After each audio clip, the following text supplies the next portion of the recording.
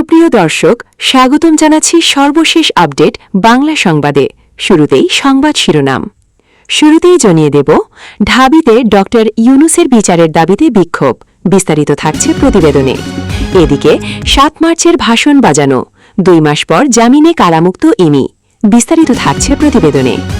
আরও জানিয়ে দেব, ক্ষমা চেয়ে হাসিনা সরকারের ভিডিও বার্তা। বিস্তারিত থাকছে প্রতিবেদনে। এদিকে মেননের নিঃশর্ত মুক্তির দাবি ওয়ার্কার্স পার্টির। বিস্তারিত থাকছে প্রতিবেদনে। আরও জানিয়ে দেব, হাম ও হামের উপসর্গে আরও ১২ শিশুর মৃত্যু, ঢাকায় ৬ শিশু। বিস্তারিত থাকছে প্রতিবেদনে। এদিকে ভারত সবচেয়ে বড় সন্ত্রাসী, ওদের কথা কেউ বিশ্বাস করে না, পাকিস্তান সেনাবাহিনী। বিস্তারিত থাকছে প্রতিবেদনে। আরও জানিয়ে দেব, শাপলা চত্বর গণহত্যার তথ্য লুকানোর অভিযোগে দীপুমণি সহ অন্যদের জিজ্ঞাসাবাদের সিদ্ধান্ত। বিস্তারিত থাকছে প্রতিবেদনে। আরও জানিয়ে দেব, ভোট পরবর্তী সহিংসতা, পশ্চিমবঙ্গে এ পর্যন্ত নিহত ৪, গ্রেপ্তার ৪ শতাধিক। বিস্তারিত থাকছে প্রতিবেদনে। আরও জানিয়ে দেব, হরমুজে দক্ষিণ কোরিয়ার জাহাজে বিস্ফোরণ, আগুন, অভিযোগ অস্বীকার ইরানের। বিস্তারিত থাকছে প্রতিবেদনে। এবং সর্বশেষ জানিয়ে দেব, যুদ্ধবন্ধের উদ্যোগের মাঝেই ইরানি পতাকাবাহী জাহাজে মার্কিন হামলা। বিস্তারিত থাকছে প্রতিবেদনে। এতক্ষণ শুনছিলেন সংবাদ শিরোনাম, এবারে বিস্তারিত। হামে ৩ শতাধিক শিশুর মৃত্যুর দায়ে সাবেক অন্তর্বর্তী সরকারের প্রধান উপদেষ্টা অধ্যাপক মোহাম্মদ ইউনূস ও স্বাস্থ্য উপদেষ্টা নূরজাহান বেগমের বিচার চেয়ে শিশুদের প্রতীকী মরদেহ নিয়ে বিক্ষোভ সমাবেশ করেছে ছাত্র সংগঠন বিপ্লবী ছাত্রমৈত্রী। একই সঙ্গে হামকে মহামারী হিসেবে ঘোষণা করে সর্বাত্মকভাবে প্রতিহত করার দাবি জানিয়েছে তারা। বুধবার ৬ এপ্রিল বিকেলে ঢাকা বিশ্ববিদ্যালয়ের সন্ত্রাসবিরোধী রাজু ভাস্কর্যের পাদদেশে আয়োজিত এক বিক্ষোভ সমাবেশ থেকে সংগঠনটির পক্ষ থেকে এ দাবি জানানো হয়। সমাবেশে উপস্থিত নেতাকর্মীরা হামের প্রাদুর্ভাব নিয়ন্ত্রণে সাবেক প্রশাসনের ব্যর্থতার অভিযোগ তোলেন। বিপুল সংখ্যক শিশুর প্রাণহানির জন্য তৎকালীন সরকার প্রধান ও স্বাস্থ্য উপদেষ্টার দায়বদ্ধতার বিষয়টি উল্লেখ করে তাদের বিচারের জোর দাবি জানান তারা। সমাবেশে বিপ্লবী ছাত্রমৈত্রীর কেন্দ্রীয় সভাপতি দিলীপ রায় বলেন, জনগণ গণ অভ্যুত্থানের মাধ্যমে আওয়ামী লীগের মতো একটি ফ্যাসিবাদী সরকারের পতন ঘটিয়েছে আগামীর জন্য, আর সেই আগামী হল আমাদের শিশুরা। কিন্তু হামের এ সংকট প্রাকৃতিক নয়, এটি মানবসৃষ্ট। দিলীপ রায় আরও বলেন, সংসদে নানা বিষয় নিয়ে আলোচনা হয়, কিন্তু মার্কিন যুক্তি বা হামের মতো গুরুত্বপূর্ণ বিষয় নিয়ে কেউ কথা বলেন না। এসব ইস্যুতে জামায়াত বা বিএনপি কেউই স্পষ্ট অবস্থান নিচ্ছে না, তারা যেন একযোগে নীরব। এ সময় তৌহিদি জনতার উদ্দেশ্যে তিনি বলেন, হামের প্রকোপ নিয়ে, শিশুদের মৃত্যু নিয়ে তারা কখনোই কথা বলবেন না। তারা বাইরে দিল্লির বিরুদ্ধে স্লোগান দিলেও মনে মনে ওয়াশিংটনের দিকেই ঝুঁকে আছেন। সমাবেশে বিপ্লবী ছাত্রমৈত্রীর সাধারণ সম্পাদক জাবির আহমেদ জুবেল বলেন, অন্তর্বর্তী সরকার নিজেদের মুনাফার জন্য এভাবে শিশুদের মৃত্যুর দিকে ঠেলে দিয়েছে। এ অপরাধে তাদের কঠোর শাস্তি হওয়া দরকার। জাবির আহমেদ জুবেল আরও বলেন, দেশের ৬৪টি জেলার মধ্যে ৫৮টিতেই হামের প্রকোপ দেখা দিয়েছে। সরকারের উদ্দেশ্যে তিনি বলেন, হামকে মহামারী হিসেবে ঘোষণা করে এটি সর্বাত্মকভাবে প্রতিরোধ করতে হবে। জাবির আহমেদ আরও বলেন, হামের এই প্রকোপ এবং এর বিরুদ্ধে কার্যকর কোনো ব্যবস্থা সাবেক অন্তর্বর্তী সরকারের আমলেও দেখিনি, বর্তমান সরকারের সময়েও দেখছি না। বরং মনে হচ্ছে তারা যেন অপেক্ষা করছে আর কত শত প্রাণ ঝরে যাবে, কত শিশুর জীবন বিনষ্ট হবে।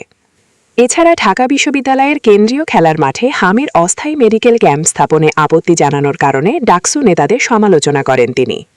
বিপ্লবী ছাত্রমৈত্রীর কেন্দ্রীয় কমিটির অর্থ সম্পাদক ও ঢাকা বিশ্ববিদ্যালয় শাখার সাবেক সভাপতি নুজিয়া হাসান রাশা বলেন, অনতিবিলম্বে বর্তমান সরকারকে এ মহামারী ঠেকানোর জন্য প্রয়োজনীয় ব্যবস্থা গ্রহণ করতে হবে। পাশাপাশি সাবেক অন্তর্বর্তী সরকারের যারা এর জন্য দায়ী, তদন্ত সাপেক্ষে তাদের বিচার নিশ্চিত করতে হবে। নুজিয়া হাসান আরও বলেন, সাবেক অন্তর্বর্তী সরকারের স্বাস্থ্য উপদেষ্টা ও প্রধান উপদেষ্টা মোহাম্মদ ইউনূসকে বিচারের আওতায় আনতে হবে। সংস্কারের নামে মোহাম্মদ ইউনূস কেবল তার ঋণগুলো মওকুফ করেছেন এবং একটি ইউনিভার্সিটি করে চলে গেছেন।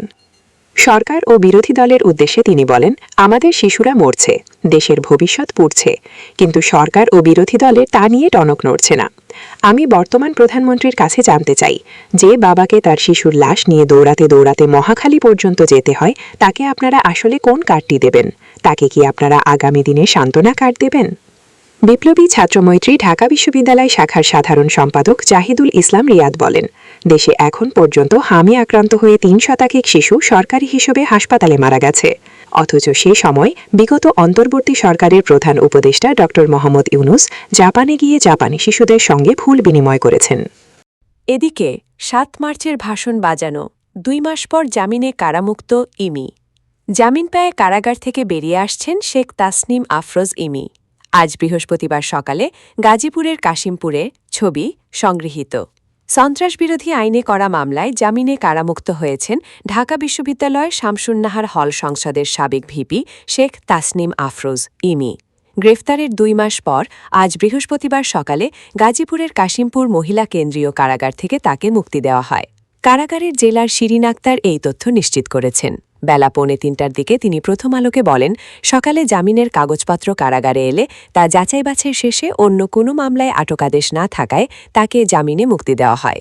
চলতি বছরের ৭ মার্চ রাত 9:30টার দিকে শাহবাগ থানার সামনে অবস্থান নিয়ে বঙ্গবন্ধু শেখ মুজিবুর রহমানের ভাষণ বাজানো কর্মসূচি ঘোষণা করেন শেখ তাসনিম আফরোজ সহ কয়েকজন। রিকশায় করে মাইকা ভাষণ বাজানোর সময় ডাকসু নেতা এবি জুবায়ের, মোসাদ্দেক আলী ইবনে মোহাম্মদ, এনসিপির ছাত্র সংগঠন জাতীয় ছাত্রশক্তির আহ্বায়ক তাহমিদ আল মুদাসির সহ ঢাকা বিশ্ববিদ্যালয় শিক্ষার্থীদের একটি দল তাতে বাধা দেয়। এক পর্যায়ে এবি জুবায়ের ও মোসাদ্দেক আলী রিকশাসহ শেখ তাসনিম আফরোজ ও আবদুল্লাহ আল মামুনকে শাহবাগ থানার ভেতরে নিয়ে যান। এ সময় থানার ভেতরে আবদুল্লাহ আল মামুনকে মারধর করা হয়। পরে পুলিশ তাদের আটক করে রাখে। পরদিন থানায় হেফাজতে আটক থাকা আসিফ আহমেদ সৈকত সহ ৩ জনকে সন্ত্রাসবিরোধী আইনে শাহবাগ থানার একটি মামলায় গ্রেফতার দেখিয়ে কারাগারে পাঠানো হয়। এ ঘটনায় পুলিশ বাদী হয়ে মামলা করে। এই মামলায় গত ৩০ এপ্রিল হাইকোর্ট থেকে জামিন পান তাসনিম আফরোজ। জামিন চেয়ে ইমির করা আবেদনের শুনানি নিয়ে বিচারপতি কে এম জাহিদ সারওয়ার ও বিচারপতি শেখ আবু তাহেরের সমন্বয়ে গঠিত হাইকোর্ট বেঞ্চ রুলসহ এই আদেশ দেন। আরও জানিয়ে দেব, ক্ষমা চেয়ে হাসিনা সরকারের ভিডিও বার্তা। বাউল শিল্পীদের নিয়ে দেওয়া বিতর্কিত মন্তব্য করার জন্য এবার সামাজিক যোগাযোগ মাধ্যমে এক ভিডিও বার্তায় প্রকাশ্যে ক্ষমা চেয়েছেন বাউল শিল্পী হাসিনা সরকার। সামাজিক যোগাযোগ মাধ্যমে তার সেই বক্তব্য ভাইরাল হওয়ার পর ভিডিও বার্তায় তিনি নিজের অবস্থান ব্যাখ্যা করেন। এর আগে হাসিনা সরকার অভিযোগ করেছিলেন, নারী বাউল শিল্পীরা কুপ্রস্তাব পান এবং বেডে না গেলে অনেক সময় অনুষ্ঠান পাওয়া যায় না। এই সময় তিনি অভিযোগে কারও নাম উল্লেখ করেননি। তবে তার বক্তব্য ছড়িয়ে পড়তেই সেটি নিয়ে বাউল অঙ্গনে ব্যাপক সমালোচনার সৃষ্টি হয়। বিভিন্ন ধরনের মন্তব্য আসতে থাকে। এবার বিষয়টি স্পষ্ট করে নিজের অবস্থান জানিয়েছেন এই গায়িকা। সকল বাউল শিল্পীর কাছে আমি ক্ষমা চাইছি মন্তব্য করে হাসিনা সরকার বলেন, সবাই যেন আমাকে আগের মতো আগলে রাখেন সেই প্রত্যাশা করছি। ভিডিও বার্তায় হাসিনা সরকার বলেন, তার বক্তব্যে কেউ কষ্ট পেয়ে থাকলে তিনি আন্তরিকভাবে দুঃখিত। তিনি জানান, মিরপুরে কিছু লোক এসে তার একটি অফিস বন্ধ করে দেয়। এমনকি হাসিনা সরকার নাম হওয়ায় বিভিন্ন মঞ্চ থেকে তাকে নামিয়ে দেওয়া হয়েছে বলেও দাবি করেন তিনি। এই বাউল শিল্পী বলেন, অনেক জায়গায় বলা হয়েছে হাসিনা সরকার নামে কোনো শিল্পী গান গাইতে পারবে না। শিল্পীদের ক্লাব থেকে গানের প্রস্তাব দেওয়া হলেও সেটি অন্য শিল্পীদের দেওয়া হয়েছে। এজন্য কষ্ট পেয়েছিলাম। এ সময় ক্ষোভ ও হতাশা থেকে তিনি আগের মন্তব্য করেছিলেন বলে উল্লেখ করেন। তিনি বলেন, রাগের মাথায় বলেছিলাম, যার সঙ্গে যার লিঙ্ক থাকে তাদের অনুষ্ঠান দেওয়া হয়। আমার সঙ্গে কারো সম্পর্ক না থাকায় আমাকে ডাকা হয় না। এটা বলা আমার ভুল হয়েছে। এ বাউল শিল্পী জানান, কিছু অদক্ষ শিল্পী অনুষ্ঠান পেলেও অবহেলার শিকার হচ্ছেন প্রকৃত বাউলরা। তবে তার মন্তব্যে বাউল অঙ্গনের কেউ আঘাত পেলে সবার কাছে ক্ষমা প্রার্থনা করেছেন তিনি। এদিকে মেননের নিঃশর্ত মুক্তির দাবি ওয়ার্কার্স পার্টির। কারান্তরীণ দলীয় সভাপতি রাশেদ খান মেননের নিঃশর্ত মুক্তির দাবি জানিয়েছে বাংলাদেশের ওয়ার্কার্স পার্টি। দলটির নেতারা দাবি করেছেন, বিনা অপরাধে ও মিথ্যা মামলায় গ্রেফতার করে প্রায় ২ বছর ধরে তাকে কারাগারে আটক রাখা হয়েছে। মঙ্গলবার রাজধানীর তোপখানা রোডে শহীদ রাসেল আহমেদ খান স্মৃতি ভবনে মহামতি কার্ল মার্কসের ২০৮তম জন্মবার্ষিকী উপলক্ষে ওয়ার্কার্স পার্টির মতাদর্শ বিভাগের আয়োজিত আলোচনায় এসব কথা বলেন। নেতারা বলেন, গুরুতর অসুস্থতার কারণে বীর মুক্তিযোদ্ধার জীবন বর্তমানে ঝুঁকির মধ্যে রয়েছে। তার দ্রুত মুক্তি নিশ্চিত করতে সরকারের প্রতি আহ্বান জানান তারা। সভায় বক্তব্য রাখেন দলের ভারপ্রাপ্ত সভাপতি মাহমুদুল হাসান মানিক, কেন্দ্রীয় নেতা ও মতাদর্শ বিভাগের সদস্য শরীফ শমশের প্রমুখ। সভা পরিচালনা করেন কেন্দ্রীয় নেতা মুস্তাফা আলমগীর যতন। এ সময় ভারপ্রাপ্ত সাধারণ সম্পাদক নূর আহমেদ বকুল সহ কেন্দ্রীয় নেতারা উপস্থিত ছিলেন। আলোচনা সভায় বক্তারা বলেন, কার্ল মার্কসের বিশ্ব দৃষ্টিভঙ্গির শাশ্বত ব্যবহার শুধু মেহনতি মানুষের মুক্তির জন্য নয়, বর্তমান পুঁজিবাদী ব্যবস্থার সংকট এবং সাম্রাজ্যবাদী যুদ্ধগুলোর স্বরূপ বোঝার জন্য কার্যকর। জন্মের ২০০ বর্ষ পরতায় কার্ল মার্কসের চিন্তা নানা বৈশ্বিক ও আভ্যন্তরীণ রাজনৈতিক জটিলতায় দিন দিন প্রাসঙ্গিক হয়ে উঠছে। তার চিন্তার চর্চা ও সৃজনশীল প্রয়োগ বাংলাদেশের বিপ্লবী আন্দোলনকেও সমৃদ্ধ করবে। আরও জানিয়ে দেব, হাম ও হামের উপসর্গে আরও 12 শিশুর মৃত্যু, ঢাকায় 6 শিশু। হাম ও হামের উপসর্গে গত 24 ঘণ্টায় বুধবার সকাল 8টা থেকে বৃহস্পতিবার সকাল 8টা দেশে আরও 12 শিশু মারা গেছে। এর মধ্যে 1 শিশুর হাম শনাক্ত হয়েছিল। হামের উপসর্গ ছিল 11 শিশুর। এ সময়ে সারা দেশে আরও 1238 শিশুর শরীরে হামের উপসর্গ দেখা দেওয়ার তথ্য দিয়েছে স্বাস্থ্য অধিদপ্তর। হাম শনাক্ত হয়ে শিশুটি ঢাকায় মারা গেছে, আর হামের উপসর্গে বরিশালে 1 জন, ঢাকায় 5, খুলনায় 1, ময়মনসিংহে 1, রাজশাহীতে 2 জন ও সিলেটে 1 জন মারা গেছে। এর আগে 4 মে হাম ও হামের উপসর্গে 24 ঘণ্টায় সর্বোচ্চ 17 শিশুর মৃত্যু হয়েছিল। আজ বৃহস্পতিবার স্বাস্থ্য অধিদপ্তরের হাম বিষয়ক প্রতিবেদনে এই তথ্যগুলো জানানো হয়েছে। এ নিয়ে গত 15 মার্চ থেকে হামের উপসর্গে দেশে 279 শিশুর মৃত্যুর তথ্য জানা গেছে। এ সময়ে হাম শনাক্ত হয়ে মারা গেছে 57 শিশু। স্বাস্থ্য অধিদপ্তরের তথ্য বলছে, চলতি বছরের 15 মার্চ থেকে হামের উপসর্গ দেখা দিয়েছে 45,498 শিশুর। এ সময় হামের উপসর্গ নিয়ে হাসপাতালে ভর্তি হয়েছে 31,912 শিশু। তবে এর মধ্যে সুস্থ হয়ে হাসপাতাল থেকে 28,238 শিশু বাড়ি ফিরেছে। গত 15 মার্চ থেকে দেশে 6,208 শিশুর শরীরে হাম শনাক্ত হয়েছে বলেও উল্লেখ করেছে স্বাস্থ্য অধিদপ্তর। এদিকে ভারত সবচেয়ে বড় সন্ত্রাসী, ওদের কথা কেউ বিশ্বাস করে না, পাকিস্তান সেনাবাহিনী। ভারতের বিরুদ্ধে আবারও তীব্র ভাষায় বক্তব্য রেখেছেন পাকিস্তানের সেনাবাহিনী। দেশটির সেনাবাহিনীর মিডিয়া উইং আন্তঃবাহিনী জনসংযোগ পরিদপ্তর ISPR এর মহাপরিচালক লেফটেন্যান্ট জেনারেল আহমেদ শরীফ চৌধুরী ভারতকে সবচেয়ে বড় সন্ত্রাসী হিসেবে আখ্যায়িত করেছেন। তিনি বলেছেন, সবচেয়ে বড় সন্ত্রাসী তোমরাই, কেউ তোমাদের কথা শোনে না, কেউ বিশ্বাসও করে না। গুরুবার 7 মে সংবাদমাধ্যম দ্য ডন এক প্রতিবেদনে এ তথ্য জানান। মার্কা-ই-হকের 1 বছর পূর্তি উপলক্ষে আয়োজিত ওই সংবাদ সম্মেলনে জেনারেল আহমেদ শরীফ চৌধুরী ভারতের বিরুদ্ধে এই কঠোর বক্তব্য দেন। তার সঙ্গে উপস্থিত ছিলেন পাকিস্তান নৌবাহিনীর উপপ্রধান অপারেশনস রিয়ার অ্যাডমিরাল শাফাআত আলী এবং বিমান বাহিনীর উপপ্রধান প্রকল্প এয়ার ভাইস মার্শাল তারিক গাজী। গত বছরের 22 এপ্রিল পেহেলগাম হামলা থেকে শুরু করে পাকিস্তানের অপারেশন বুনিয়ানুন মারসুস এবং 10 মে যুদ্ধবিরতির মধ্য দিয়ে ভারত পাকিস্তানের সামরিক উত্তেজনার যে অধ্যায় শেষ হয়, পাকিস্তান সেটিকে মার্কা-ই-হক বা সত্যের যুদ্ধ হিসেবে উল্লেখ করে থাকে। এদিনের সংবাদ সম্মেলনের শুরুতেই আহমেদ শরীফ চৌধুরী দেশবাসীকে মার্কা-ই-হকের 1 বছর পূর্তির শুভেচ্ছা জানান। তিনি বলেন, পাকিস্তানের সশস্ত্র বাহিনী জনগণের প্রত্যাশা পূরণ করেছে এবং বহুমাত্রিক সামরিক অভিযানের মাধ্যমে শত্রুকে পরাজিত করেছে। তিনি বলেন, আজ আমরা কি হয়েছিল তা নিয়ে খুব বেশি কথা বলব না, বরং 2025 সালের মে থেকে 2026 সালের মে পর্যন্ত সময় নিয়ে বেশি আলোচনা করব। তিনি আরও বলেন, এই সংঘাতের কৌশলগত পরিণতি তুলে ধরা হবে। ISPR প্রধান বলেন, মার্কা-ই-হকের 10টি কৌশলগত পরিণতি রয়েছে। এর প্রথমটি হল পাকিস্তানকে সন্ত্রাসবাদের উৎস হিসাবে উপস্থাপনের ভারতীয় বয়ান সমাধিস্থ হয়েছে। তার ভাষায়, কোনো প্রমাণ ছাড়াই পাকিস্তানকে ভারতের সন্ত্রাসবাদের সঙ্গে যুক্ত করার চেষ্টা করা হয়েছিল। পেহেলগাম ঘটনার 1 বছর বেরিয়ে গেল, পাকিস্তানের তোলা প্রশ্নগুলোর উত্তর এখনও মেলেনি। তিনি প্রশ্ন করেন, পেহেলগাম হামলায় পাকিস্তানের জড়িত থাকার প্রমাণ কোথায়? এরপর তিনি বলেন, কেউ এটা বিশ্বাস করে না, সবচেয়ে বড় সন্ত্রাসী তোমরাই, কেউ তাদের কথা শোনে না, কেউ বিশ্বাসও করে না। তিনি বলেন, দ্বিতীয় কৌশলগত পরিণতি হল পুরো অঞ্চলে পাকিস্তানের নিরাপত্তা স্থিতিশীলতার প্রধান শক্তি হিসেবে প্রতিষ্ঠা পাওয়া। তিনি বলেন, এই অঞ্চলের সবচেয়ে বড় নিরাপত্তা দূত হল পাকিস্তান এবং পাকিস্তানের বর্তমান নেতৃত্ব। তৃতীয় কৌশলগত পরিণতি নিয়ে কথা বলতে গিয়ে তিনি ভারতের সামরিক ও রাজনৈতিক নেতৃত্বের সমালোচনা করেন। তার ভাষায়, ভারতীয় সামরিক নেতৃত্বের রাজনৈতিকরণ এবং রাজনৈতিক নেতৃত্বের সামরিকীকরণ ঘটেছে। তিনি বলেন, ওদের সামরিক বাহিনী আগে পেশাদার ছিল, কিন্তু দুর্ভাগ্যজনকভাবে এখন তা রাজনৈতিকরণ হয়েছে। ISPR প্রধান আরও বলেন, ভারতীয় রাজনৈতিকদের বক্তব্য দেখে মনে হয় তারা যুদ্ধবাজ। তার মতে, সামরিক বাহিনীর রাজনৈতিকরণ এবং রাজনীতির সামরিকীকরণ বিপজ্জনক। আরও জানিয়ে দেব, ভোট পরবর্তী সহিংসতা, পশ্চিমবঙ্গে এ পর্যন্ত নিহত 4, গ্রেফতার 4 শতাধিক। পশ্চিমবঙ্গে নির্বাচন পরবর্তী সহিংসতার শিকার হয়ে প্রাণ হারিয়েছেন 4 জন, আর সহিংসতায় সংশ্লিষ্টতার অভিযোগে এ পর্যন্ত কলকাতা সহ রাজ্যের বিভিন্ন জেলা থেকে গ্রেপ্তার করা হয়েছে 433 জনকে। গতকাল এক সংবাদ সম্মেলনে এ তথ্য জানিয়েছেন পশ্চিমবঙ্গ পুলিশের মহাপরিচালক DGP সিদ্ধিনাথ গুপ্ত। সংবাদ সম্মেলনে তিনি বলেছেন, পশ্চিমবঙ্গে নির্বাচন পরবর্তী সহিংসতায় এ পর্যন্ত 4 জন নিহত হয়েছেন। রাজ্য জুড়ে 2 শতাধিক মামলা হয়েছে এবং এসব মামলার আসামি হিসেবে এ পর্যন্ত গ্রেপ্তার করা হয়েছে 433 জনকে। আসামিদের গ্রেপ্তারে আমাদের তৎপরতা অব্যাহত আছে। গত ২৩ এবং ২৯ এপ্রিল বিধানসভা নির্বাচনের ভোট গ্রহণ হয় পশ্চিমবঙ্গে।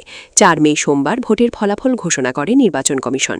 সেই দিন অর্থাৎ সোমবার রাত থেকেই রাজ্যের বিভিন্ন প্রান্ত থেকে আসতে শুরু করে সহিংসতার খবর।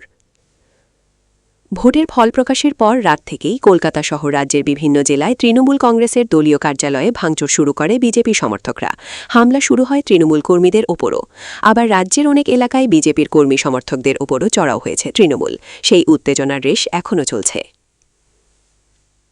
এ পর্যন্ত যারা নিহত হয়েছেন তাদের মধ্যে তৃণমূল কংগ্রেস ও বিজেপি উভয় দলের সমর্থকরা আছেন।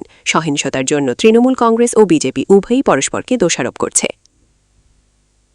গতকাল আততায়ীর হাতে গুলিবিদ্ধ হয়ে নিহত হয়েছেন পশ্চিমবঙ্গের পরবর্তী মুখ্যমন্ত্রী হওয়ার দৌড়ে এগিয়ে থাকা শুভেন্দু অধিকারীর ব্যক্তিগত সচিব চন্দ্রনাথ রথ। চন্দ্রনাথ নিহত হওয়ার পর পশ্চিমবঙ্গ বিজেপির নেতারা বলছেন তৃণমূল পরিকল্পিত গুপ্ত হত্যা চালাচ্ছে। অন্যদিকে তৃণমূল কংগ্রেসের অভিযোগ সহিংসতার জন্য দায়ী বিজেপি সমর্থিত দুষ্কৃতিকারীরা। আরও জানিয়ে দেব, হরমুজে দক্ষিণ কোরিয়ার জাহাজে বিস্ফোরণ, আগুন, অভিযোগ অস্বীকার ইরান। হরমুজ প্রণালীতে এ সপ্তাহের শুরুতে দক্ষিণ কোরিয়ার একটি জাহাজে বিস্ফোরণ ও অগ্নিকাণ্ডের ঘটনায় নিজেদের সম্পৃক্ততার অভিযোগ অস্বীকার করেছে ইরান। বুধবার ৬ মে সিউলে অবস্থিত ইরানি দূতাবাস এক বিবৃতিতে জানিয়েছে, কোরীয় পতাকাদাহী জাহাজে হামলার ঘটনায় ইরানের সামরিক বাহিনী জড়িত এমন অভিযোগ সম্পূর্ণ ভিত্তিহীন। তেহরান এসব দাবি দৃঢ়ভাবে প্রত্যাখ্যান করছে বলেও উল্লেখ করা হয়। এদিকে দক্ষিণ কোরিয়ার পররাষ্ট্র মন্ত্রণালয় জানিয়েছে, গত মঙ্গলবার ঘটে যাওয়া বিস্ফোরণ ও আগুন লাগার প্রকৃত কারণ এখনও নিশ্চিত হওয়া যায়নি।